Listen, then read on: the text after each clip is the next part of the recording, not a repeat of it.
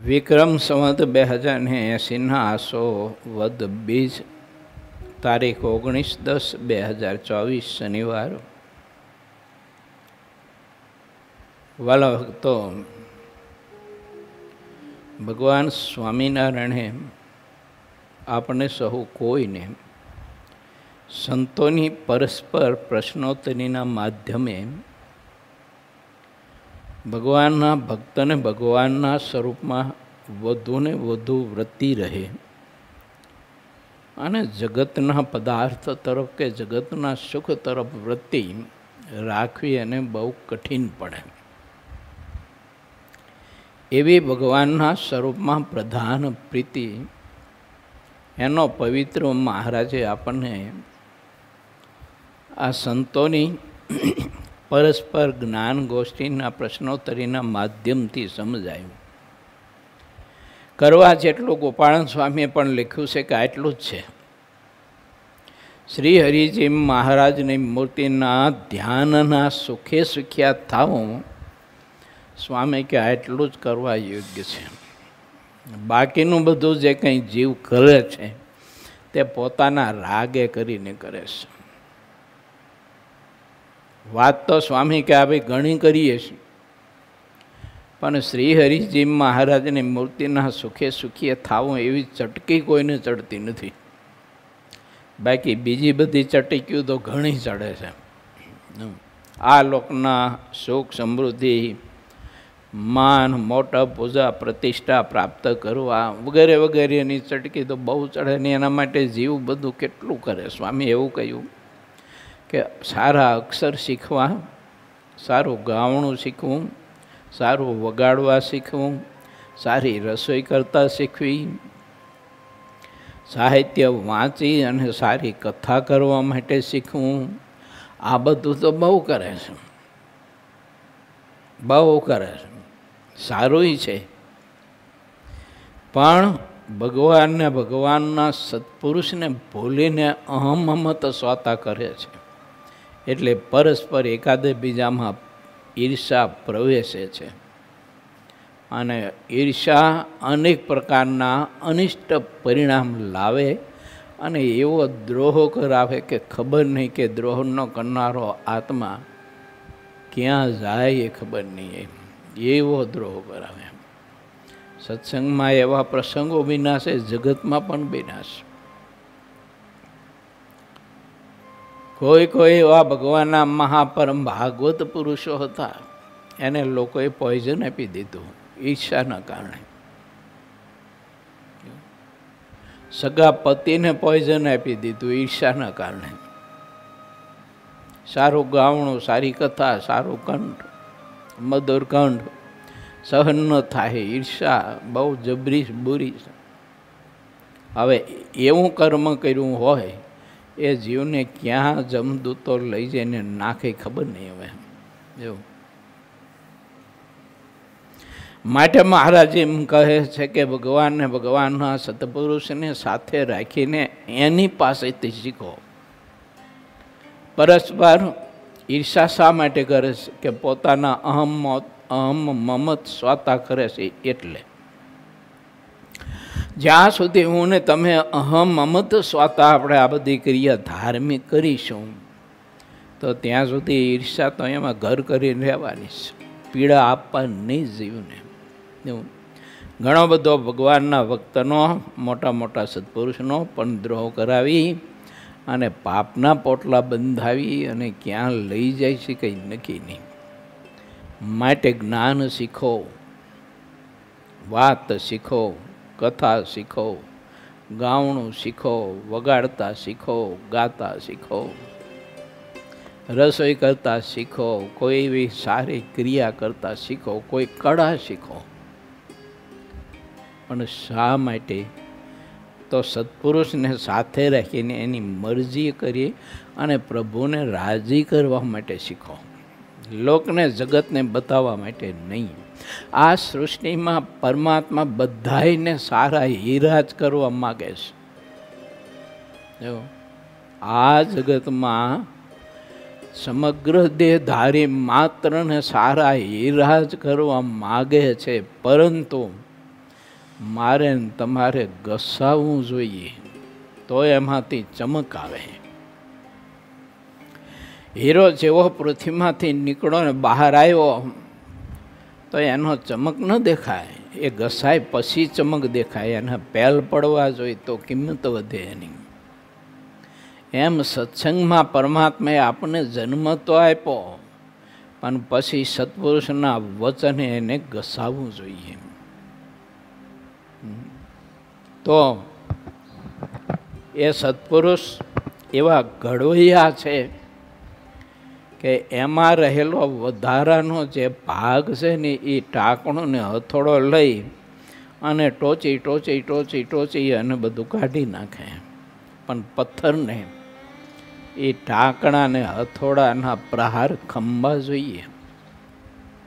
જો આ એ પથ્થર પછી ટાંકણો ને હથોડો લઈ અને ઘડવૈયો ઘડતર કરતો હોય અને ફાટી જાય પથ્થર, તો એ પથ્થરની પાસે બહાર ફેંકી દે. જો આ એ પથ્થર ઘણું બધું સહન કરે ત્યારે થાય. કોઈ કવિએ ભજનીય કેવું લખ્યું છે, ઘડવૈયા મારે નથી થાવું ઠાકોરજી. એવું ભજન લખ્યું છે, બહુ મસ્ત લખ્યું છે. જો અરે વાહ, પોજાવું, વાહ વાહ. મતલબ એમ છે કે પથ્થરે એમ કહે છે માનવને કે મારે તો કોઈનો સેવક બનવું છે, મારે પૂજ્ય નથી બનવું, મારે કોઈનો સ્વામી નથી બનવું. સ્વામી તો એક જ છે, પરબ્રહ્મ પરમાત્મા.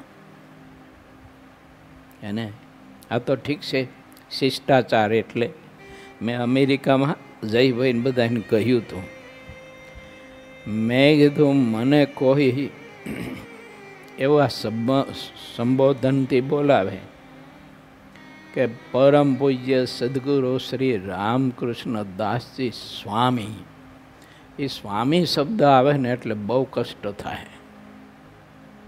કારણ કે સ્વામી તો એક પુરુષોત્તમ જ છે, બાકી તો બધા સેવક છે એના. પણ આ લોકોનો એક શિષ્ટાચાર અને એક મર્યાદા, એટલે પછી આપણે એ રીતે સંબોધન આપતા હોઈએ. ખોટું નથી, પણ જેને સંબોધન અપાય છે એણે પોતે એવું માનવું જોઈએ કે હું સેવક છું, સ્વામી નહીં, માલિક નહીં, કોઈનો સેવક છું. સેવક થઈને સેવા તું કરજે, ધ્યાન ધરણી ધરનું ધરતો રહે છે. કવિઓએ એવું બતાવ્યું છે, સેવક થઈને સેવા કરજે, ડૂબીને રહેજે.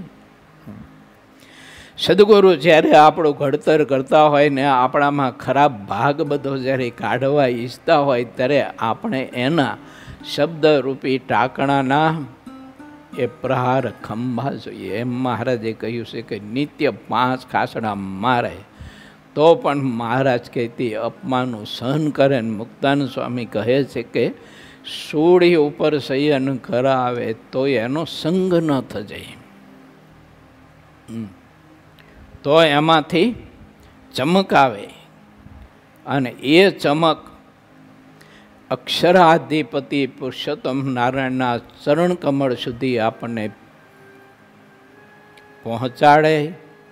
અને એ ગતિ કરવામાં એ પ્રકાશ અને એ ચમક વચમાં આવતા જે કંઈ અંધકાર, કોઈ આવરણ, એ બધા દૂર કરી દે. અર્ચી માર્ગે કરીને પ્રભુના ધામને આત્મા પામી શકે.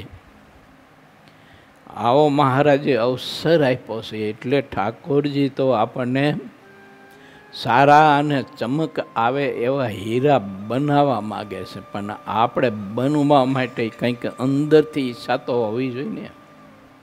ઠાકોરજીને તો ઈચ્છા છે જ, પણ અંદરથી તો ઈચ્છા હોવી જોઈએ ને કે મારે એવો મુક્ત થવું છે. કે એક પુરુષોત્તમ નારાયણની મૂર્તિ સિવાય બીજો સંકલ્પ થાય તોય મને બળબડ તો ડામ દે ને કપાળમાં એટલું વસમું લાગે. એવો મારે સેવક થવું છે, એવો ભક્ત થવું છે.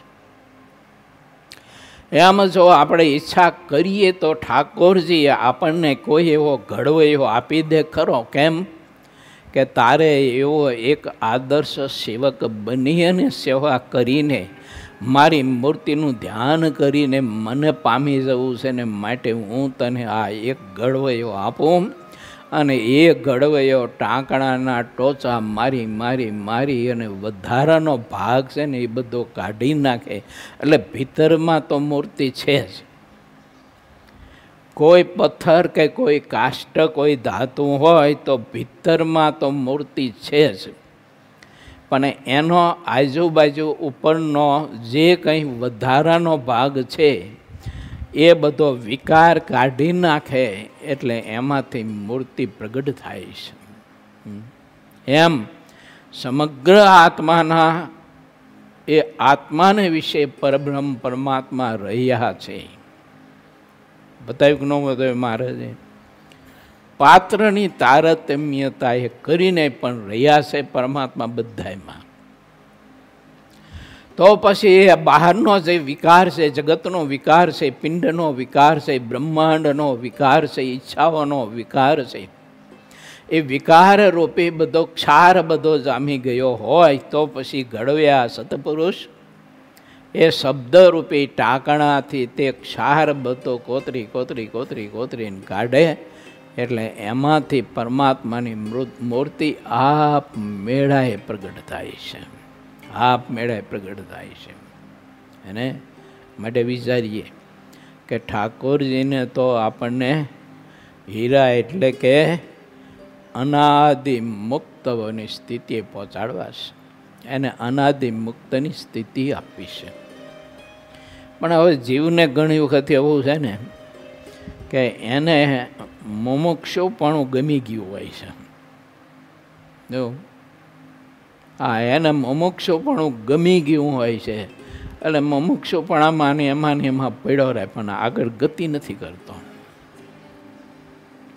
ઠાકોરજીને તો એ મુમુક્ષુ રૂપી કાચો હીરો છે, એમાં સારા પહેલ પાડીને ગળીને એને અનાદિ મુક્તની સ્થિતિ પ્રાપ્ત કરાવી અને એવો એને પ્રકાશ આપવો છે કે જેના પ્રકાશમાં માયા, માયાના કાર્યો, માયાના કારણો, વિકારો, પંચ વિષયો, આ લોક, દેહ, બીજું ત્રીજું બધું જ એના પ્રકાશમાં બધું ઢંકાઈ જાય. એવો પ્રકાશ એને આપવો છે અનાદિ મુક્તનો, કે જે પ્રકાશને માયા પણ પોતામાં લઈ ન કરી શકે, માયા પણ પોતામાં ઢાંકી ન શકે, માયા પણ એને પરાભવ ન કરી શકે, એવો આત્માને ઘડી ઘડી ઘડી ઘડી અને પ્રકાશવાન કરી અને ભગવાન શ્રીહરિની મૂર્તિના સુખનો ભોગતા બનાવવો છે. અને એટલે મહારાજે મને ને તમને સારા પરિવારમાં આ ખોડિયું રચી આપ્યું, પિંડ બનાવી દીધું. એવું એક પાણીના બુંદમાંથી મનુષ્યના જેવું મનુષ્યનું પિંડ બનાવી દીધું. પ્રથમનું 27મું એમ કહે છે, એક પાણીના બુંદમાંથી. તો એ પિંડ શા માટે બનાવી દીધું પરમાત્માએ? તો એટલા માટે બનાવી દીધું છે કે તું અનાદિ મુક્તની સ્થિતિને પામી જા. એવો પિંડ બનાવી દીધું, એવો પરિવાર આદર્શ આપ્યો, એવા આદર્શ મહારાજના મુક્ત પુરુષનો યોગ આપ્યો, આવો સત્સંગ આપ્યો, વચનામૃત, ભક્ત ચિંતામણી જેવા વગેરે વગેરે, આ હરિચરિત્ર અમૃત ગ્રંથ જેવા, નિષ્કુળાનંદ કાવ્ય જેવા, પ્રેમાનંદ કાવ્ય જેવા, બ્રહ્માનંદ કાવ્ય જેવા, દેવાનંદ કાવ્ય જેવા, ભૌમાનંદ કાવ્ય જેવા તો ગ્રંથો આપણને આપ્યા કે એમાંથી ચમક પ્રાપ્ત કરવા માટેનું તું કાંઈક ખનિજ પ્રાપ્ત કરી લે. મહાપુરુષોએ એમાં એ આત્મા એવો ચમકને પામે એના માટેના કેટલા બધા સદવિચારો આપ્યા છે, કેટલા બધા સદવિચારો આપ્યા છે.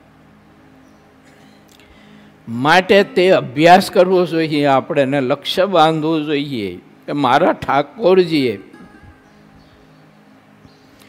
મને જો અનાદિ મુક્તનો પ્રકાશ આપવા માટે કહેતા એ સ્થિતિ કેળવવા માટે અને એ સુખને પામવા માટે જો આ બધા યોગ આપ્યા હોય તો પછી બધા યોગનો ઉપયોગ એના માટે કરાય, પણ બદ્ધ થવા માટે કે વિકારવાન થવા માટે એનો ઉપયોગ ન કરાય, કદી ન કરાય. કોઈ આપણે ઠાકોરજીનું સ્વરૂપ આપ્યું હોય, કોઈ ધાતુનું કિંમતી સોનામાંથી બનાવેલું ઠાકોરજીનું સ્વરૂપ આપણને આપ્યું હોય તો એ સ્વરૂપને પૂજાય, એનું ધ્યાન કરાય, એની સેવા પરિચર્યા કરાય, પરંતુ તે સ્વરૂપને વેચીને એમાંથી પૈસા ઊભા કરી અને જલસા ન કરાય. જો એમ છે ને, પરમાત્માએ આપણે જે સત્સંગ આપ્યો છે ને, કે ભગવાનના એવા ભાગવત એકાંતિક સંત આપ્યા છે ને, એ ખરેખર સુવર્ણમાં બનાવેલી મૂર્તિ કરતાં પણ શ્રેષ્ઠ છે. કારણ કે સોનામાં બનાવેલી મૂર્તિ આપણે પૂજા કરીએ ને એવી ધરીએ, ઠીક છે, આપણી એવી સ્થિતિ હોય તો આપણું નૈવેદ્ય સ્વીકારે, ને તો દ્રષ્ટિ ગોચર કરી દે આપણને. પછી આપણે કંઈક સમસ્યા હોય કોઈ પ્રશ્નની, તો એ પ્રશ્નની સમસ્યા છે ને એ મૂર્તિ પછી દૂર ન કરી શકે, એનો જવાબ આપણને ન આપે. કોણ આપે? તો કે સંતરૂપી ઠાકોરજીની મૂર્તિ આપણે એનો જવાબ આપે. અને આપણામાં રહેલા વિકારો એ બધા વાતના ટોચા મારીને ગમે ના ગમે તોય પણ એ વિકાર કાઢીને આત્માને 16 વલ્લા સોના જેવો અને 16 કડાએ ખીલેલા ચંદ્રમાં જેવો કરી દે એને, પ્રકાશવાન, કે જેના પ્રકાશમાં પછી બીજો કોઈ વિકાર અંદર આવી ન શકે, ને આવે તો બળીને ખાક થઈ જાય. કોઈ વિકાર, કામ વાસનાનો, ક્રોધનો, લોભનો, સ્વાર્થનો, અહમનો, મમત્વનો વગેરે વગેરે કોઈ પણ વિકાર એમાં જો આવે તો એ વિકાર બળીને ખાક થઈ જાય, કારણ કે એ પ્રકાશ જ એવો છે. એટલે મહારાજે કહ્યું છે કે માયા એવા મુક્તને કોઈ દિવસ પરાભવ નથી કરી શકતી, કારણ કે એનો પ્રકાશ એવો છે. એ તો ફળફળે બીક લાગે એને કે ત્યાં જઈશું તો આ મુક્ત રાજ બાળીને ખાક કરી નાખશે, અસ્તિત્વહીન કરી નાખશે, એમ ફળફળે બીક લાગે એને આ બધા દોષોને. માટે વિચારવું માનું. બહુ અદ્ભુત વાત મહારાજે આપણે બતાવી કે ભગવાનનો ભક્ત તેને ભગવાનની મૂર્તિમાંથી વૃત્તિ તોડી અને બીજી જગ્યાએ પોતાની વૃત્તિ લઈ જવી હોય કોઈ વિષયોમાં કે કોઈ કારણોમાં, તો એને અતિશય વસમું લાગે છે. પણ ભગવાનનો ભક્ત થયો અને બીજે વૃત્તિ જાય છે તો મહારાજ કે ધીમે ધીમે સત્સંગમાં સત્સંગ કરતાં કરતાં કરતાં કરતાં એને પણ ભગવાનના સ્વરૂપમાં પ્રધાન પ્રીતિ થશે અને વૃત્તિ રહેશે. પણ સત્સંગમાં આવતો હોય છે તો થઈ છે, નહીંતર હું થાય એમ. એટલે આપણા પરમહંસે લખ્યું ને કે જે સંત સભા મહી ચલી આવે તેનું જીવપણું તત્ક્ષણ જાવે. એમ સંતના મધ્યમાં જો આત્મા પડ્યો રહે તો એના વિકારો નાશ પામવાના કેવળ વાતથી નહીં, એ તો છે જ.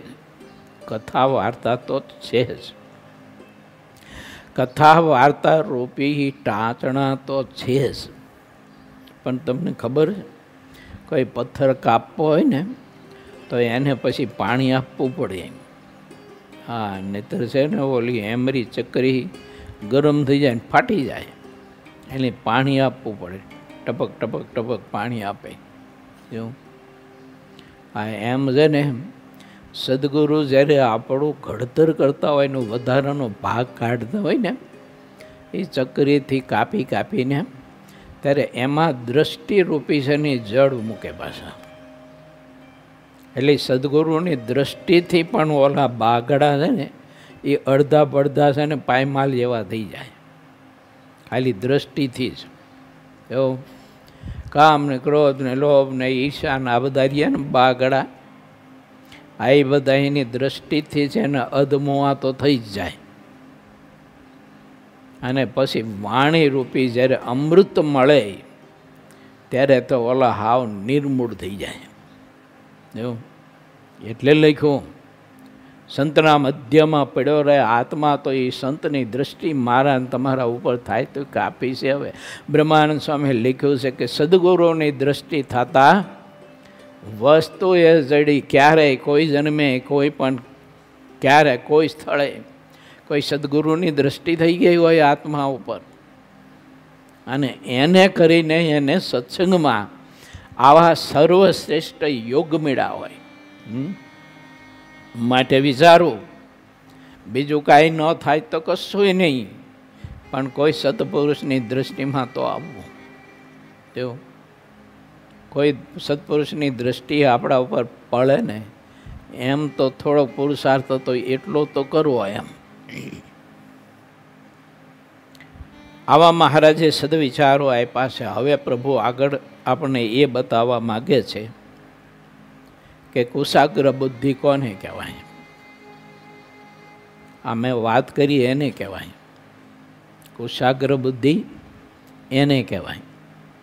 એ કુશાગ્ર બુદ્ધિ કઈ જગતનો બધો વ્યવહાર કરતો હોય, બહુ ઘણી બધી ધન સંપત્તિ કમાવા માટેની બુદ્ધિઓ હોય એનામાં, તો એને કુશાગ્ર બુદ્ધિ ન કહેવાય. એને તો મહારાજે ચોદાડી બુદ્ધિ કીધી છે.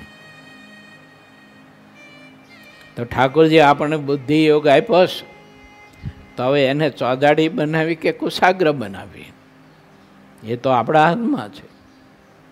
ઠાકોરજી આપણને એક પાત્રમાં,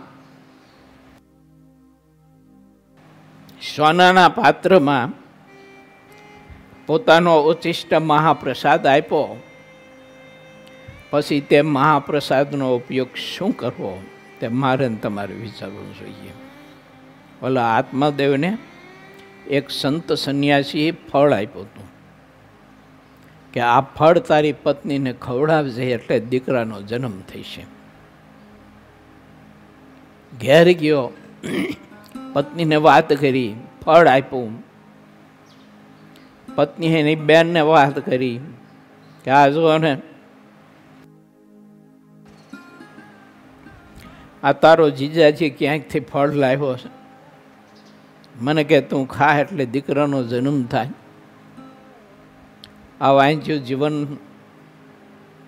આપણે અમે જીવીએ છીએ, લોકો મેણા ટોણા મારે છે તો એ બધું ટળે. એની બેન કે તું ગાંડી છું કે એમ ફળ ખાતે દીકરા થતા હોય તો આ ધરતીમાં લોકો વાંચ્યા કેમ રહે. પણ એમ ખબર નથી કે આ કોને ફળ આપ્યું છે. અને ભાગવતમાં કથા આવે છે આત્મદેવની. આ જો નિસંતાન હતો, સંતાન માટે ચારે બાજુ હવા ત્યાં મારતો હતો ને એમાં આ સંત મળી ગયા. એ સંતને પછી પાસે કર ગયો, બહુ રેડ્યો, દુઃખી થયો. ત્યારે સંતોએ તો કહ્યું કે ભગવાને તને સંતાન નથી આપ્યા ને એ જ પરમાત્માની તારા ઉપર કૃપા છે. માટે જેટલી ધન સંપત્તિ બીજું ત્રીજું બધું છે ને આ એનાથી સત્કર્મ કરીને તારું આત્મકલ્યાણ સાધેલે ભલામણ આમાં કાંઈ સુખ નથી. એવું ભગવાને જેમ તને રાખ્યો છે એ બરાબર છે કે, પણ ઓલો તોય કરગરતો હતો. તે પછી સંતે ફળ આપ્યું, લે ધરા ફળ, તારી પત્નીને ખવડાવશે, દીકરાનો જન્મ થાય છે એવું કહ્યું. પણ એની બેનની વાત મનાણી, સંતના વચનમાં ભરોસો કે વિશ્વાસ ન રહ્યો હોય ને. આ જગતમાં આમ છે કે ભગવાન ભજવા હોય ને ત્યારે પછી આવા બધા રહ્યા ને એ જ હારે દોડી દોડીને આપણી સામે આવીને બધા ડખા કરે. કંઈ નાવા નીચવા ન હોય. અમારે સાધુ થવું હોય ને તો મામો આવે ને ફઈ આવે ને ફૂવો આવે ને બહેન આવે ને બની એવી આવે ને એ લાંબા ટોકા ઓઢ કરીને અહીં માહોડા ખોટા મગર જેવા પાડી અને કે આ હું હવે સાધુ થઈને કોનું કલ્યાણ થયું છે કે એ ધર્માંજાના રોટલા ખાવા જવાતો હોય છે. જો એ પતળું કરતી કરતી ફઈ આવીને ઊભી રહે. ન બોલવાનું બોલે, ઓલામાં કાંઈક ઓલાને હિંમત રહિત કરવા માટે કંઈક દાખલા દ્રષ્ટાંતો આપે. અને એમાં બન્યું તો હોય જ ને એવું કાંઈ ત્યાગાશ્રમમાં જેમ ગ્રસ્તાશ્રમમાં બનતું હોય એમાંય. તે ત્યાગાશ્રમમાં જોડાયા પછી અમુક સમય રહી અને પછી વહી ગયા હોય સંસારમાં. તે આવા બધા દાખલા આપે, પણ કોઈ એવો દાખલો ન આપે, એવું દ્રષ્ટાંત કોઈ ન આપે કે જો આ સંસારમાં કંઈ માલ નથી અને લગ્ન ગ્રંથિથી જોડાયા પછી, સંબંધ થયા પછી કંઈકના સંબંધ તૂટી ગયા ને કંઈકના છૂટાછેડા થયા છે. માટે આ લગ્ન ગ્રંથિથી જોડાવું એમાં કંઈ માલ નથી, ભગવાન ભજી લે, આવું દ્રષ્ટાંત કોઈ ન આપે. બાકી ઘટના તો સંસારમાં બને છે ને. પણ જ્યાં ભગવાન ભજવાની વાત આવે ત્યાં તો મામો દોડીને આવે ને, ફૂહો દોડીને આવે ને, ફઈ દોડીને આવે ને, હવે બધા દોડીને લે બાણા આવું તે તને કોને આવી કમત ઉજાડી કે આને કમત કે બોલો. સુમતને કુમતી કે સુમતીને સાચી મતી તો આ છે ભગવાન ભજવા અને ભગવાન પામી જવાય, એને સુમતી કહેવાય. તો આ લોકો બધા કુમતી કહે એને. આવું થાય બધું. પહેલી ફળ ન ખાધું અને કે સાધુનું વચન સાચું હોય તો ખાતરો કરીએ. તે ગાયને ખવડાયું. સમય થયો ત્યારે ગાય જન્મ આપ્યો, તો બાળકનો જન્મ થયો, મનુષ્ય બાળકનો. લોકોનું આશ્ચર્ય થયું, ગાયની કુખે આવી રીતે મનુષ્ય બાળક જન્મે. પણ ગાય થકી જન્મ થયો ને એટલે કાન થોડાક મોટા હતા, એટલે નામ રાખ્યું એનું ગોકર્ણ. પછી તો વાત, એ કથા તો બહુ વિસ્તારથી લાંબી છે, આપણે એમાં જવું નથી. પરંતુ વાત કહેવાની એ છે કે પરમાત્માની ભક્તિના માર્ગમાં અવરોધ કરનારો કોઈ નથી હોતું, દૂરનો, બધા નજીકના જ હોય છે. તો જેને કુશાગ્ર બુદ્ધિ હોય એ સાવધાન થઈ જાય કે આ લોકોને તો સ્વાર્થ છે, મોહ છે અને ભક્તિના માર્ગમાં મને જવા નથી દેવો, એટલે આ બધા મીંડા છે અને ખોટા લેવા દેવાના આવડા પાડી અને શેડા કાઢીને ગડફા કાઢે, સાવ લેવા દેવા વિનાના. આને ક્યાં નાવા નીચોવા હતું ભગવાન સાથે, મોક્ષ સાથે, એને એવું વિચારે એને કુશાગ્ર બુદ્ધિવાળો કહેવાય. એવું કે ઠાકોરજીની ભક્તિ કરવામાં, મહારાજને પામી જવામાં જે આડો આવ્યો એ વચરામતી એમ કહે છે, ભરતજી માતાનો ત્યાગ કર્યો, પ્રહલાદે બાપનો ત્યાગ કર્યો, કોઈએ પત્નીનો ત્યાગ કર્યો.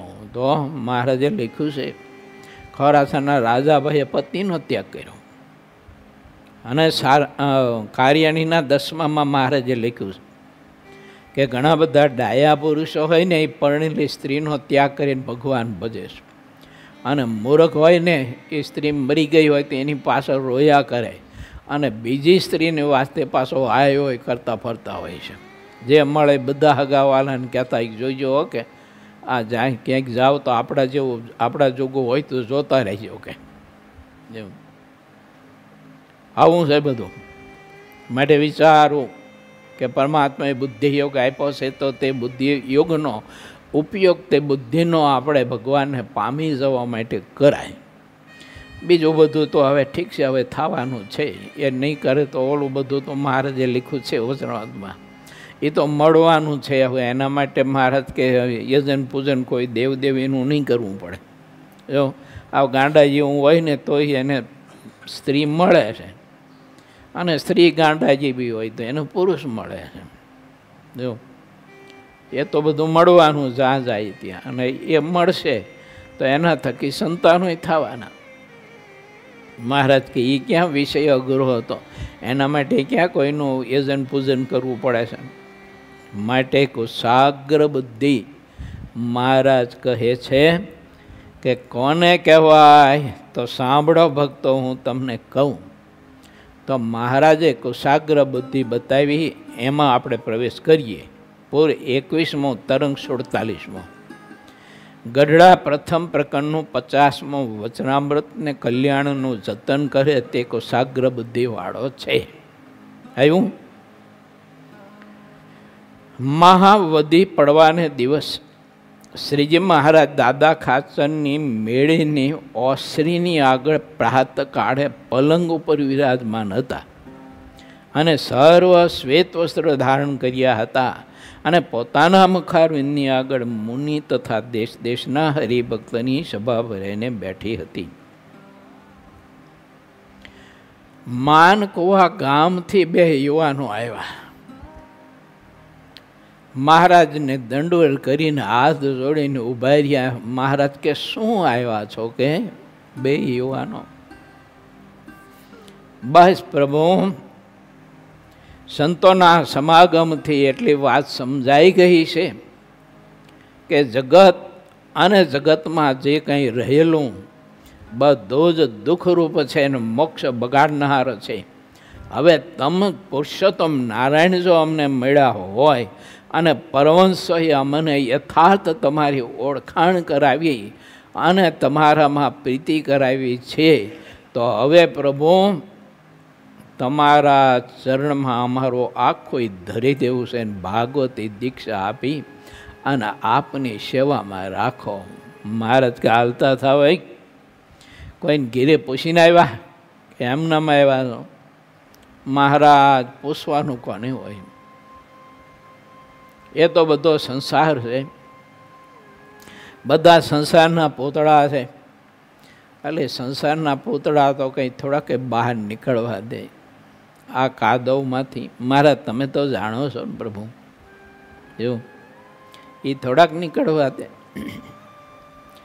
એ તો એમના બધું છોડીને જો નીકળી જાય, ખરેખરી સૂર્યતાનો અંગવાળો હોય તે, તો પ્રભુને પામી જાય. મહારાજ કહે આવેલા પાછા આવે.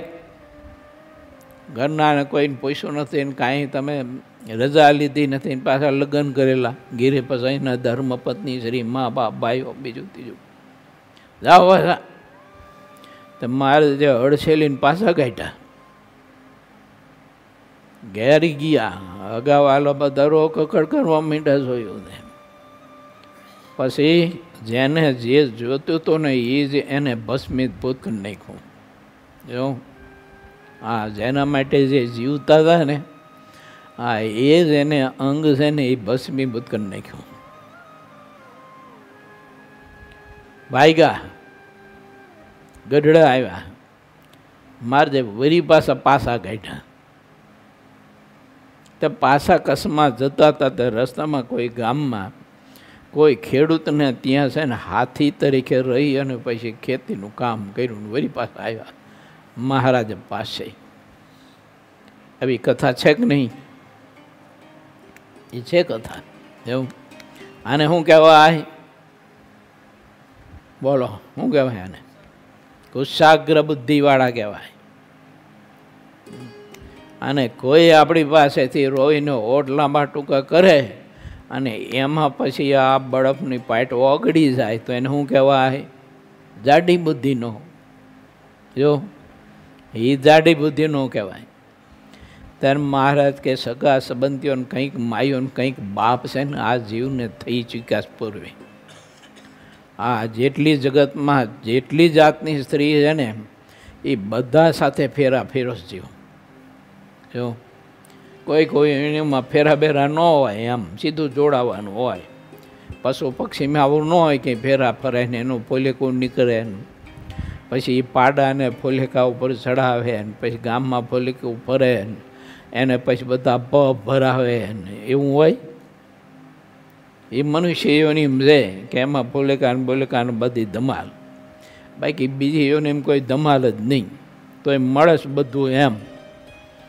મહારાજે એવું કહ્યું. માટે આપણે સૌ કોઈ વિચારીએ કે આ જીવ એવું તો કંઈક ભોગવી ચૂક્યો છે, કાંઈક ભોગવી ચૂક્યો છે અને કાંઈક યુગોને કાળ સુધી ભોગવી ચૂક્યો છે. સતયુગમાં જન્મ હોય ત્યારે 1 લાખ વર્ષ સુધી ભોગ્યું. બોલો 1 લાખ વર્ષ સુધી તોય તૃપ્તિ ન થઈ. હવાવારમાં શું તૃપ્તિ થાય? આપણે ઠાકોરજીને પ્રાર્થના કરવી જોઈએ આવા જીવે ભેગા થઈને, એમ કે હે પ્રભુ, કળિયુગમાં તમે કેમ આવો અન્યાય કર્યો? 100 વર્ષની જે આવરદા આપી, તે 100 વર્ષની આવરદામાં વિષય ભોગવીને કેટલા ભોગવીશું? માટે 2-5 લાખ વર્ષની આવરદા આપો ને ઠાકોરજી, પ્રભુ માગવું ભગવાન પાસે. આવા લોકોની વાત છે. જો ભગવાનના ભક્તિ તેવું જ માગવું કે 100માંથી 50 કરી દો. જો 50 પૂરું કરી દો મહારાજ. વહેલા અહીંથી હેંકેલો કરી અને તમારા ઘરે આવતા રહી. જો અને તમારા ઘરના અમે સદસ્ય કહેતા સભ્ય થઈ જઈએ તમારા પરિવારના. એવું કરો મહારાજ, જલ્દી કરો, ઉતાવળ કરો મહારાજ. એમ ભગવાનના ભક્તોને પ્રાર્થના કરવી. મહારાજ અદ્ભુત વિચાર આપે છે. ભગવાન શ્રી હરિ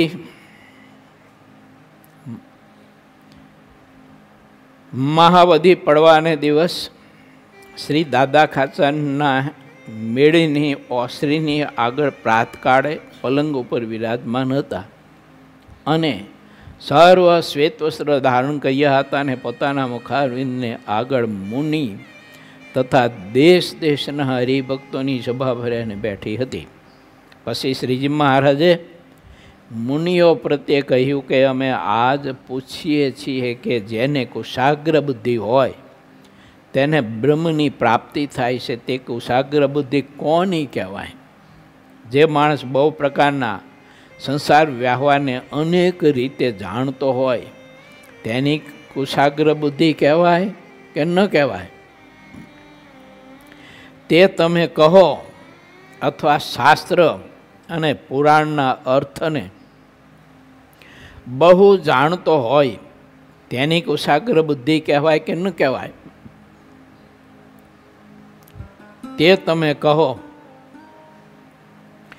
પછી જેટલા નિપુણ બુદ્ધિવાળા મુનિઓ હતા તે તેનો ઉત્તર કરવા લાગ્યા, પણ તેનો યથાર્થ ઉત્તર ન થયો. ત્યારે શ્રીજી મહારાજ બોલ્યા, કેટલાક વ્યવહાર માર્ગમાં અતિશય નિપુણ હોય છે, તો પણ પોતાના કલ્યાણના માટે ક્યારેય પણ જતન કરતા નથી, અને કેટલાક શાસ્ત્ર પુરાણ અને ઇતિહાસના અર્થને સારી રીતે જાણતા હોય તો પણ પોતાના કલ્યાણને માટે લેશ માત્ર પણ જતન કરતા નથી. માટે તેને કુશાગ્ર બુદ્ધિવાળા ન જાણવા. જે પોતાના કલ્યાણને માટે જતન નથી કરતા તે તો જાડી બુદ્ધિવાળા કહેવાય, અને જે પોતાના કલ્યાણને માટે જતન કરે છે તેની બુદ્ધિ કદાચ થોડી હોય તો પણ તેને કુશાગ્ર બુદ્ધિવાળા જાણવો કેમ છે? જે મોક્ષને માર્ગે ચાલી રહ્યો હોય તે બીજા જે સાધન કહેવાય છે તે બધાને કરી ચૂક્યો છે, અને વેદ, શાસ્ત્ર, પુરાણ અને ઇતિહાસ તે બધાને તે ભક્ત જાણી ચૂક્યો છે. તેમજ તીર્થ, વ્રત, દાન ને પુણ્ય તે બધાને પણ તે કરી ચૂક્યો છે. એટલે લખ્યું છે ને આપણા કવિઓએ, ન ગઈ ગંગા ગોદાવરી કાશી, ઘેર બેઠા મળ્યા અક્ષરવાસી. જેને અક્ષરાધિપતિ પ્રગટ મળ્યા હોય અને એવા જ મહારાજના મુક્ત મળ્યા હોય તો એના ચરણમાં 68 તીર્થ રહેલા છે. વિશ્વાસને ભરોસો જોઈ. જો હા, આપણી વાત નથી સંતો કરતા. પર્વતભાઈના દીકરાને ઘેરે ગોપાળન સ્વામી આવ્યા હતા. પર્વતભાઈ હતા, એનો બાપ હતો. તો એ 4 ધામની યાત્રા કરવા બીજા જતા હતા, તેની સાથે એ નીકળ્યા. જો આવો પવિત્ર તીર્થ, જંગમ તીર્થ, સ્થાવર તીર્થ કરતાં જંગમ તીર્થ શ્રેષ્ઠ છે. કેમ? તો કે સ્થાવર તીર્થ રહ્યા ને એ પાપ ધોવે. શું કરે? સ્થાવર તીર્થ પાપ ધોવે. અને જંગમ તીર્થ છે ને એ પાપ કરવાની આદત ટાળી દે. બેમાં કેવું શ્રેષ્ઠ કહો? બેમાંથી શ્રેષ્ઠ કેવું? પાપ ધોવાય તે કે પાપની આદત છૂટે તે? ને ઓલો છે ને હાથીની જેમ પવિત્ર તીર્થમાં સ્નાન કરીને આવીને પાછો ધૂળમાં જ આરોટવાનો છે. જો હાથી એવું કરે, પાણીમાં જઈ અને ઓઈંડમાં પાણી ભરીને પોતાના શરીર ઉપર ને પોતાના મદનિયા ઉપર ને પોતાની વાઈફ ઉપર ને પોરા મારીને નવડાવે બધાય હાથી. અને પાણીમાંથી બહાર આવે ને એટલે વરી પાછી ઊંડી થઈ ધૂળ ભરીને પછી માથે સાંટે, ભરી મૂકે આખું શરીર, ધૂળ કરી નાખે બધું. એમ સ્થાવર તીર્થ શ્રેષ્ઠ છે, ગૌણ નથી. કોઈ ગૌણ માનતા પણ નહીં, એનો અર્થ જુદો કરતા પણ નહીં. પણ સ્થાવર તીર્થ કરતાં જંગમ તીર્થ એટલા માટે શ્રેષ્ઠ છે કે જંગમ તીર્થ પાપ કરવાની આદત છોડાવી દે છે. સ્થાવર તીર્થમાંથી પાપ છૂટે છે, પાપ ધોવાય છે, પણ પાપ કરવાની આદત નથી છૂટતી. આદત નથી છૂટતી તે એ તીર્થમાં સ્નાન કરીને આવ્યો અને વરી પાછો વિષયમાં પાછો કાદવમાં પડ્યો. અને સંકલ્પથી, દ્રષ્ટિથી, શબ્દથી, કાનથી, જીભથી, ત્વચાથી એ વિષયરૂપી ધૂળ પાછો ઉડાડી અને વરી પાછું ધૂળ થઈ જવાનું છે. એવું આ તો એવો ને એવો.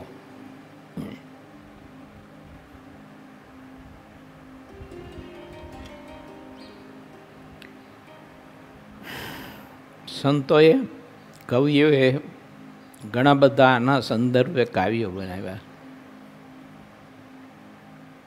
કડવી તુંબડિયા તીર્થ કરવા નીકળી.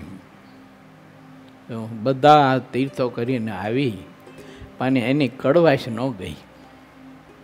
તુંબડું કડવું બહુ હોય, પાણી નાખ્યા ભેગું કડવું થઈ જાય. જો એમ જીવ છે ને તીર્થ કરવા તો જાય પણ ઉલટાના સ્વભાવ વધારીને આવે, અભાવ અવગુણ લઈને આવે. તીર્થ કરવામાં ઝઘડા કરે.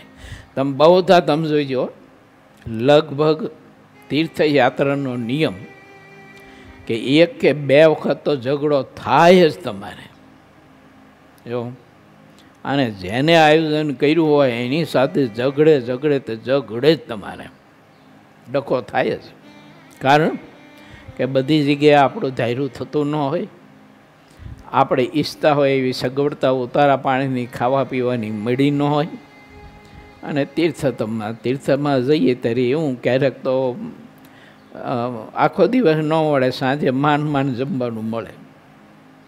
આવું બધું થાય એટલે હવના મગજ તપી ગયા હોય એટલે ભાઈ ઝઘડા કરે, સ્વભાવ વધારીને આવે, અવગુણ અભાવ લઈને આવે. સત્સંગી જીવનમાં તીર્થયાત્રા કેવી રીતે કરવી ને એનો પણ વિધાન મહારાજે વડનગર ને વિસનગરની સભામાં બતાવ્યો છે. એમ 6 મહિના 2 જગ્યાએ મહારાજ રહ્યા ને ત્યારે તીર્થવિધિ બતાવ્યો છે કે તીર્થનું ફળ કોને કોને મળે ને કોને નથી મળતું એ બધું વિસ્તારથી બતાવ્યું છે. આપણે એમાં નથી જવું વિસ્તારમાં, પણ એમાં તો ચોક્કસ આપણે પ્રવેશ કરવો અને જવું જ છે ને. એમાં તો એ તો યાત્રા આપણે કરવી જ છે. કઈ તો કે પરમાત્માએ બુદ્ધિ આપી છે એની કુશાગ્ર બનાવવા માટે, એને જાડધારી બનાવવા માટે નથી જવું, કુશાગ્ર બુદ્ધિ કરવા માટે જવું છે. તો કુશાગ્ર બુદ્ધિ તો પરમાત્માના સંબંધે કરીને થવાની, ભગવાનના સત્પુરુષના સંબંધે કરીને થવાની કુશાગ્ર બુદ્ધિ. આ કંઈક બુદ્ધિને કંઈક કોઈ જગ્યાએ પથ્થર હારે ઘસીને કંઈ અણી નથી કઢાતી. કે કુશાગ્ર એકદમ તીવ્ર. કુશાગ્ર એટલે શું? કુશ એટલે દર્ભ. દર્ભને અણી કેટલી બધી તીક્ષણ હોય એકદમ, એવી તીક્ષણ બુદ્ધિ. એમ તે કંઈ ઘસી ઘસીને થોડીક થાય, સમાગમથી થાય. સમાગમથી વિવેક જાગે, અવિવેક હટે, વિકાર ટળે અને આત્મા નિર્વિકાર થાય. માટે મહારાજ કહે છે કે જે મોક્ષને માર્ગે ચાલે, જે સંતના માર્ગે ચાલે, જે સંત સમાગમ કરવાના માર્ગે ચાલે, મહારાજ કહે એને કુશાગ્ર બુદ્ધિવાળો કહીએ. ભગવાનના માર્ગ સિવાય બીજા માર્ગને કોઈ નિપુણતાથી ગમે તેટલા સિદ્ધ કરે તો પણ તે જાડી બુદ્ધિવાળો છે. બ્રહ્માંડમાં જેટલા દુર્લભ પદાર્થ છે તે બધાને પોતે પોતાને વશ કરી લે તો પણ તે બુદ્ધિ જાડી કહેવાય.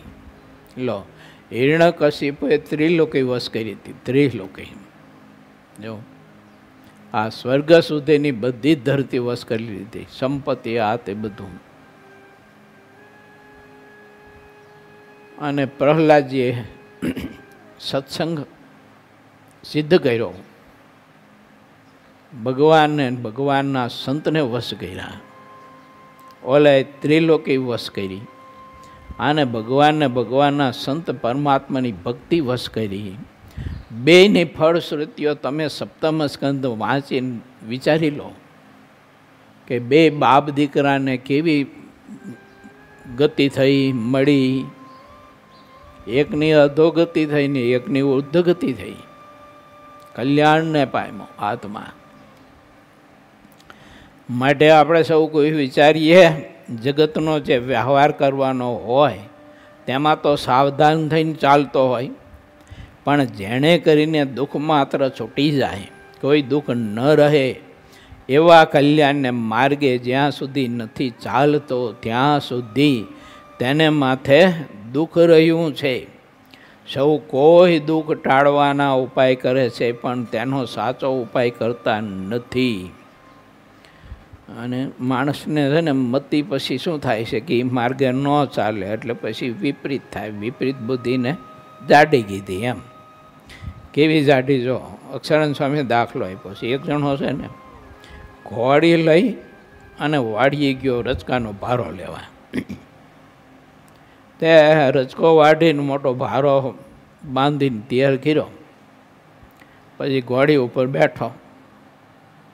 ઘોડી ઉપર બેઠો તો વિચાર આવ્યો કે મારો વજન અને આ રચકાનો એટલે ગદમનો વજન ઘણો થઈ જાય, એટલે ઘોડીને વજન ન લાગે ને, એટલે એ રચકાનો ભારો માથે ઉપાડ્યો. બોલો, અને ઘોડી ઉપર બેઠેલો. રસ્તામાં કોઈ મળ્યા તે પૂછ્યું કોઈ સજ્જને કે એલા યુવાન ભલા માણા કે માથે કેમ ઉપાડ્યો? કે ઘોડીની પીઠ ઉપર ખોડામાં રાખવો જોઈએ ને રચકાનો ભાડો. તો કે ઘોડીને વજન ન લાગે ને એટલે. કે જો જાડ ધારા તો હોય છે પણ આવા હોય છે. બોલો, એમ ઘણી વખત છે ને આપણે એવું કરીએ છીએ કે ખોટા લેવા દેવા વિનાના અહમ મમત્વને વશ થઈ અને આ જગતના ખોટા છે ને એ ઉપાધિના ભારા માથે લઈ લઈને માણસ ફરતો હોય છે. લેવા દેવા વિનાના હો, એને કાંઈ લેવા દેવા ન હોય તો એવા બધા ભારા માથે લઈ લઈ અને જીવ ફરતો હોય છે. એવો જાડી બુદ્ધિનો છે જીવ. લો, વિદેશની ધરતીની બેઠા બેઠા ચિંતા કરતા હોય, પેપરોમાં વાંચી અને એની ચિંતા કરતા હોય. ઓલા તને બેતવી દેવાના નથી, સાનો માનો ભગવાન ભાઈ જે કરતો એ કહે. આમાં શું કામ તું બેઠો અમથો સમય બગાડે? સમય બગાડતો ઠીક, પણ બેઠા બેઠા પાછા વળ લેતા હોય. એવો આનું કામ જ નહીં કે આને શાસન કરતા આવડે જ નહીં, આ દેશ નહીં ચલાવી શકે તો તું જા. જો એ ન ચલાવી શકે તો તું પડી. ભારત દેશની એ દિલ્હીની ગાદી ઉપર બેસી જા. જો હા, ઘીરે ડોહી માચીમાં નથી બેસવા દેતી. અહીંયા જઈને બેસ, કુશાગ્ર બુદ્ધિવાળો પોતાનું વિચારે, કુશાગ્ર બુદ્ધિવાળો બીજાનું કોઈ ખોટું ન વિચારે, દુઃખી ન થાય. ઠાકોરજીએ પોતાને આપ્યું હોય એમાં સંતોષ માનીને પ્રભુની ભક્તિ કરે. મને મારા ઠાકોરજીએ ઘણું આપ્યું છે, ઘણું આપ્યું છે. બીજાને ઘણું આપ્યું હોય ને પોતાને શાક રોટલો અથવા છાશ રોટલો જ આપતા હોય ઠાકોરજી, તો ઘણું બધું માને કે આપણને ઠાકોરજીએ રોટલો ને છાશ તો આપે છે. જો પશુના દેહ મળ્યા હોત ને તો એ લીલું કે હૂકું ઘાસે ન મળે તો ઉનાળામાં, અને પાણી મળે જ નહીં, અને ટળવડી અને મરવાનો વારો આવત. આવું વિચારે ને કુશાગ્ર બુદ્ધિવાળું કહેવાય. અને પોતાને ઠાકોરજીએ છાશ રોટલો જ આપ્યા હોય અને ગાંઠું વારેલી ને ફાટેલ તૂટેલ ધોતી પહેરવા આપી હોય અને બીજાના સારા કપડાઓ અને સારા મહેલો જઈને દુઃખી થતો હોય ને આને જાડી બુદ્ધિનું કહેવાય. જો અને પોતે એમાં સંતોષ માનતો હોય એને કુશાગ્ર બુદ્ધિવાળો કહેવાય. અને એ કુશાગ્ર બુદ્ધિવાળો હોય ને એના ચરણ છે ને કૃષ્ણ સોનાના તાસમાં મૂકીને અભિષેક કરે. એવું છે ને સુદામાની કથા છે. આ ફાટેલ તૂટેલ ધોતી પહેરેલી, દુબળું શરીર, એવું આવે એક વળિયું શરીર, લાકડીના ટેકે ટેકે એ દ્વારકા જાય, દ્વારકાધીશ દોડીને એને ખભે ઉપાડી લે, પોતાની ગાદી ઉપર બેસાડીને સોનાના એ તાસમાં એના ચરણ રાખીને અભિષેક કરીને પાછું એ ચરણામૃત મસ્તક ઉપર ચડાવે એને. શું કામ? કુશાગ્ર બુદ્ધિવાળો. મારે જે વચનાવતમાં લખ્યું છે, મારે કે બુદ્ધિવાળા સાથે અમારે બને છે, બુદ્ધિવાળા સાથે અમારે બને છે. શા માટે? તો કે બુદ્ધિવાળો આવું વિચારી શકે એટલે. પણ કઈ બુદ્ધિ? તો કે કુશાગ્ર. જો વ્યવહાર લોકના વ્યવહારમાં બહુ બુદ્ધિ તીક્ષણ હોય એના હારે તો મહારાજ કે અમારે બનતું જ નથી. ઓલા શોભારામ એનો કહ્યું, મોટા માણસને મહારાજ તમે કંઈક ચમત્કાર બતાવો ને તો બહુ સમાજ થાય એમ. તો મહારાજ કે એને તો ધનનો અને સત્તાનો મદ હોય ને અમારે તો ત્યાગને વૈરાગને ભક્તિનો મદ છે. મહારાજ કે એ કંઈ નમી દે એમ નથી. મહારાજે એમ બુદ્ધિશાળી સાથે અમારે બને એમ જે વાત વચનાત્મા બતાવીને એ વાત એમ છે કે કુશાગ્ર બુદ્ધિવાળો એમ કે જે ભક્તિના માર્ગે ચાલતો હોય એની બુદ્ધિ એવી કુશાગ્ર છે એટલે એની સાથે અમને બને છે. ચોજાડી બુદ્ધિ સાથે ઠાકોરજી બને એવું ન માનતા પાછા. એમ આ અર્થ પણ આપણને શાસ્ત્રના યથાર્થ સમજતા આવડવું જોઈએ. નહીં તો મહારાજે આટલું કહ્યું કે બુદ્ધિશાળી સાથે અમારે બને એટલે તો આપણે બધા માની જ બેસીએ કે આપણે બુદ્ધિશાળી એટલે ઠાકોરજીને આપણા સાથે યત્ન પ્રીતિ છે એટલે આપણે કંઈ વાંધો નથી, હાવ નિર્ભય, આવો અર્થ કરીને બેસી જઈએ આપણે તો. બુદ્ધિશાળી એટલે કુશાગ્ર બુદ્ધિવાળો. બહુ મજાની અદ્ભુત કથા છે. પછી ભગવદ્ ગીતાનો શ્લોક મહારાજ બોલ્યા, યા નિશા સર્વભૂતાનામ તસ્યામ જાગૃતિ સંયમી, યસ્યામ જાગૃતિ ભૂતાની સા નિશા પશ્યતો મુને. એ શ્લોકનો એવો અર્થ છે કે ભગવાનનું ભજન કરવામાં જગતના જીવની બુદ્ધિ રાત્રિની પેઠે અંધકારયુક્ત વર્તે છે. અર્થાત તે ભગવાનના ભજનને ક્યારેય કરતા નથી. અને જે ભગવાનના ભક્ત છે તે તો ભગવાનનું ભજન કરવામાં નિરંતર જાગ્યા છે, અર્થાત તત્પર થઈને ભજન કરે છે. અને શબ્દ, સ્પર્શ, રૂપ, રસ અને ગંધ એ 5 વિષયમાં બંધાયેલા જીવ માત્રની બુદ્ધિ તેમાં જાગૃત રહે છે. કહેતા વિષયને ભોગવતા થકા જ નિત્ય વર્તે છે. અને ભગવાનના ભક્તની બુદ્ધિ તો તેનાથી જુદી છે. વિષય ભોગને વિશે તે અંધકારયુક્ત વર્તે છે, અર્થાત વિષય ભોગને તેઓ તુત ખોટું સમજે છે, એટલે કે તેને ભોગવતા નથી. માટે આગળ કહ્યું તે રીતે પોતાના કલ્યાણને માટે સાવધાન થઈને શુદ્ધપણે જે વર્તે છે તે કુશાગ્ર બુદ્ધિવાળો છે. મનુષ્ય દેહને પામીને પણ જે ભગવાનનું ભજન નથી કરતો તે જાડી બુદ્ધિવાળો કહેવાય અને પશુની સમાન તે મૂર્ખ કહેવાય. ઇતિ શ્રી સહજાનંદ સ્વામી શિષ્ય સિદ્ધાનંદ મુનિ વિચિત શ્રી હરિચરિત્રામૃત સાગરના 21 પૂર્વમાં ગરડા પ્રથમ પ્રકરણનું 50મું વચનામૃત કહ્યું એ નામે 47મો તરંગ સમાપ્ત થયો.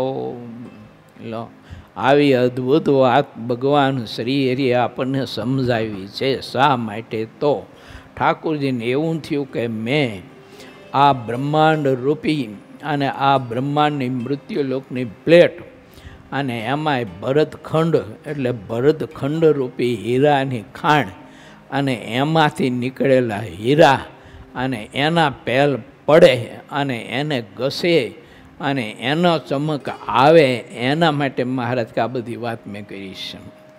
મારે સાચા કિંમતી હીરા બનાવવા છે, સાચા કિંમતી હીરા બનાવવા છે આપણને.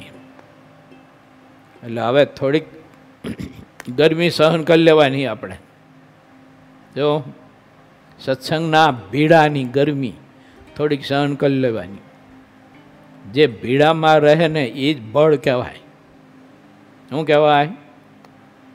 જે ભગવાન ને સંતના ભીડામાં રહે તે જ બળ કહેવાય. બળ એટલે સુરવીર, આમ એ સુરવીર કહેવાય. ભીડામાં ન રહી શકે એ તો કાયર છે. હવે આવે એવું કારણ કે સંત સમૂહમાં, હરિભક્તના સમૂહમાં આપણા સ્વભાવને બધો સારો લાગતો હોય, ધાર્યું થતું ન હોય, કંઈ કશું આપણે જોતો હોય એવું બધું કાંઈ સુખ સગવડતા મળતી ન હોય, આ તે બધું સમૂહમાં થતું હોય. એટલે પછી જીવ એમાંથી મૂંઝાય એટલે પછી ભાગે અને પછી સુખ સમૃદ્ધિ સગવડતા મળતી હોય ત્યાં જઈને પાછો ખાબકીને પડે હેઠો. એટલે અહીંયા તો કાંઈ મળવાનું નથી. જો હવે એને પંપોડા કરવાના, વાહ વાહ તમે 5 રૂપિયા આપો એટલે 5 રૂપિયામાં તમે દાદા ખાચર થઈ જાઓ. હો, આ એક સરળ માર્ગ છે ને, આવા પકડી લે માણસ. એમ એ થોડું ઘણું દાન કરે તો પછી લોકો કે મારે તો ભગત કેવા, તો કે દાદા ખાચર જેવા, કે એવામાં ભગત છે. વાહ વાહ, કેમ છો ભાઈ, કેમ છો ભાઈ, એમ છે ને ખંભે હાથ મૂકીને પંપોડા કરે. એટલે જીવને અહીંયા મજા આવે. અને જ્યાં જાય અહીંયા સીધો ધોકો જ મારે કે હાલા આટલા વર્ષથી સત્સંગ થયો તો એ માને અભિમાન તો મૂકતો નથી. સત્સંગમાં તને પ્રીતિ તો છે જ નહીં. મહાત્મા તો ભગવાન કે સંતનું કાંઈ સમજી શક્યો નથી, નકરો અહંકારી થઈને જ પડે સારા મૂર્ખ. તેમ ધોકો મારે એટલે પછી જીવ તો અહીંયા મૂંઝાય બિચારો. માટે મહારાજ કહે છે આ સ્વભાવનો ત્યાગ કરો. અંત્યનું 27મું સ્વભાવનો ત્યાગ કરો, પણ મહારાજ કે સંત અને ભક્તના સમૂહનો ત્યાગ ન કરવો. કોઈ દી ન છોડવો એનો આશ્રય. બહુ મજાની અદ્ભુત વાત મહારાજે આપણને 50મા વચનામૃતના આધારે બતાવી છે. અક્ષરધામનો અધિપતિ પુરુષોત્તમ નારાયણ આ ધરતીમાં આવીને આપણા માટે થઈ અને આવી બધી વાતો આપણને સમજાવે અને આવું અમૃત આપે ઠાકોરજી. પ્રભુની કેટલી કૃપા કહેવાય. જો આ બાકી સંદેશો આપવો હોય તો કોઈ એના સંદેશા વાહકને મોકલી દે ટપાલીને, એ ટપાલી એનો સંદેશો આપી દે બધાને. ઘેર ઘેર ફરીને જાઓ, ટપાલ ટપાલ ટપાલ, પોસ્ટકાર્ડ પોસ્ટકાર્ડ પોસ્ટકાર્ડ કરીને નાખી આવે ઘીરે જઈને. એ મોકલી દે, મોકલી શકે, પણ પોતે જાતે આવ્યા, જાતે સંદેશો પાછા આપ્યો અને જાતે સંદેશો આપવા માટે ગામડે ગામડે હરિભગતના ઘેરે ઘેરે પધરામણીઓ કરીને ફર્યા. કેટલું ફર્યા જેતલપુરના 5મામાં મહારાજે એવું કહ્યું છે કે અમે આ જેતલપુરને અતિશય રમણીય કર્યું છે, અને ઘેર ઘેર 100 વાર ફેર્યા, અને થાળ જેમાં બધાને ઘેર. આવું મહારાજે કહ્યું. બોલો ને એટલી મહારાજે કૃપા કરીને સંદેશો સર્વ જીવ હિતાવહનો સંદેશો લઈ અને અક્ષરધામમાંથી ઠાકોરજી અહીં આવ્યા, અને એ ઠાકોરજી આપણને સંદેશો આપ્યો તો પ્રભુને આપણા ઉપર કેટલી કૃપા કહેવાય, કેટલું હિત કહેવાય આપણને આપણા ઉપર ઠાકોરજીને. હવે વાત રહી ઠાકોરજીમાં હિત કરવાની, આપણે જો એને તો અપરંપાર હિત છે આપણા ઉપર, એટલે તો આવું બધું સત્સંગનું સુખ આપ્યું, એના ગુણ આપ્યા. જો હિત છે તો આપ્યા, પ્રીતિ છે તો આપ્યા. હવે આપણે ઠાકોરજીમાં પ્રધાન પ્રીતિ કરવી તો એને કહેવાય કુશાગ્ર બુદ્ધિવાળો. તો આપણે કુશાગ્ર બુદ્ધિવાળા થવું, જાડી બુદ્ધિવાળા ન થવું. શ્રીપતિમ શ્રીધરમ સર્વદેવેશ્વરમ ભક્તિધર્માતુજમ વાસુદેવમ હરે માધવમ કેશવમ શ્રીકામદામ કારણમ સ્વામિનારાયણમ નીલકંઠમ ભજે. સહજાનંદ સ્વામી મહારાજની જય.